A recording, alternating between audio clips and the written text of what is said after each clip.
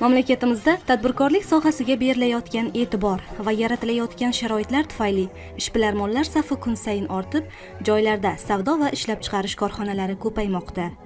Eng muhimi, xizmatlar ko'rsatish sifati va hajmi oshib, sohada ko'plab yangi ish o'rinlari yaratilmoqda. Yaqinda Nukus shahrida yangidan ish boshlagan xizmat ko'rsatish markazi ham ko'plab yurtdoshlarimizning bandligini ta'minlashda muhim vosita bo'ldi. Essima kosmetologiya markazi va o'quv akademiyasining ochilish marosimida go'zallik shaydolari bo'lmish ayol-qizlar, soha mutaxassislari va boshqa mutasaddilar ishtirok etdi. Markazning bosh maqsadi qoraqalpog'istonlik ayol-qizlarga tabiiy go'zallik in'om etish va ushbu soha bo'yicha malakali kadrlarni tayyorlashdan iborat.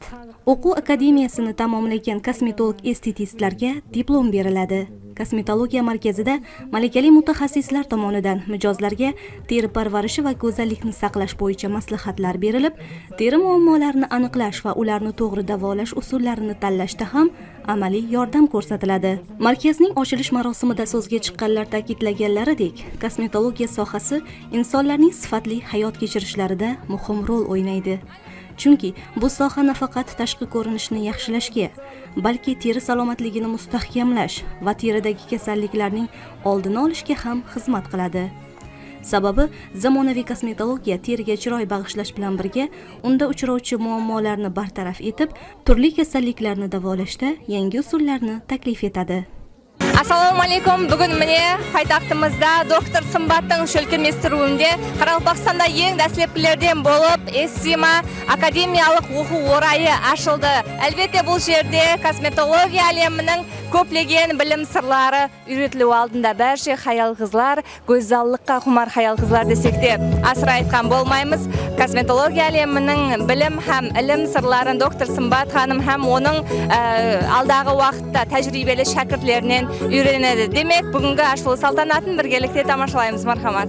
Markazda faoliyat yurituvchi mutaxassislar aholiga teri salomatligi va go'zallikni saqlash borasida tavsiyalar berib, amaliy yordam ko'rsatishni o'z oldilariga maqsad qilib qo'ygan. Ular har bir mijoz bilan individual tarzda ishlab, terisining ko'rinishi va undagi muammolarga mos keladigan maxsus vositalarni hamda davolash usullarini tanlashda yordam beradilar. Kosmetologiya san'at va ilm-fan, tibbiyot hamjihatligidagi soha bo'lib, ushbu sohaga murojaat qiluvchilar safi kun sayin ortmoqda va kosmetologiya alohida fan sifatida rivojlanib, soha sifatida ko'plab mijozlarni o'ziga jalb qilmoqda.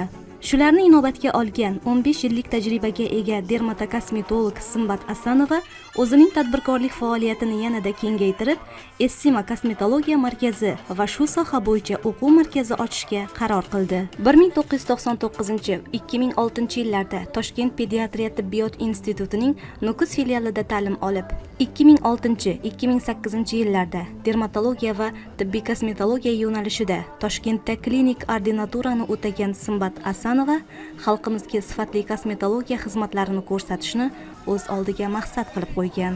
Mine bugun Essima kosmetologiyamizning akademiyasi ochilib o'tiribdi.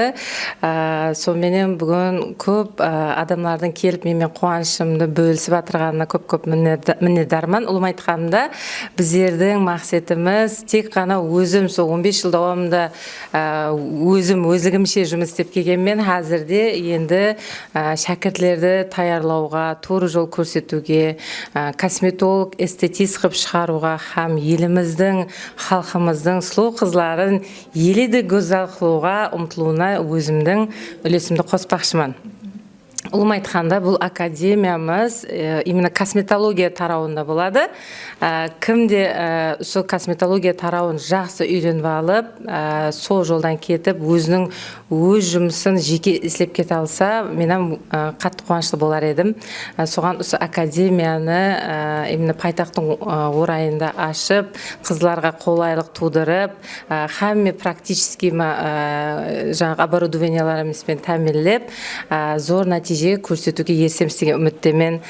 Yelida shunday kosmetolog bo'laman deydigan qizlarimiz bo'lsa, akademiyamizga kelib, mamlakatlik darajada diplom oluvina yordam beramiz.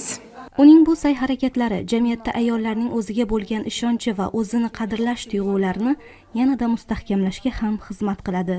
Zero, sifatli kosmetika va to'g'ri teri parvarishi ayollarga o'zlarini yanada go'zal va jozibali his qilishga yordam beradi. Bu esa ularning ijtimoiy faolligi va kasbiy yutuqlariga ijobiy ta'sir ko'rsatadi.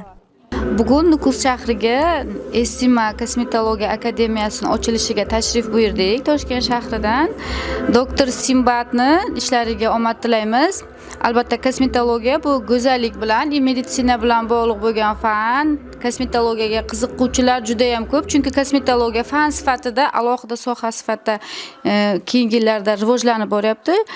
Shuni inobatga olgan holda mana Nukusda kosmetolog bo'lishni xohlagan ayollar, qizlar uchun juda ham yaxshi imkoniyat, ya'ni kosmetologiya akademiyasi endi Nukusda ham bor. Toshkentda bor edi.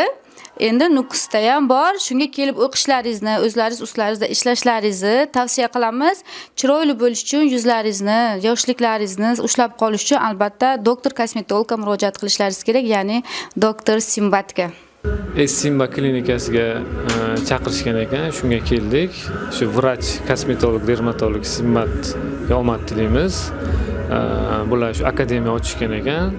Ya'ni kosmetologlarning malakasini oshirish uchun, ya'ni vrachlarning malakasini oshirish uchun hammaga tavsiya qilamiz.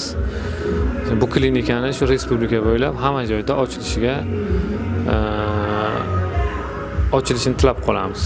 15 yillik tajribaga ega dermatokosmetolog Simbat Asanova tomonidan tashkil qilingan mazkur markaz nafaqat ayollarning tabiiy chiroyiga chiroy qo'shish, balki kosmetologiya sohasi uchun yosh kadrlar tayyorlashda ham muhim ahamiyat kasb etadi.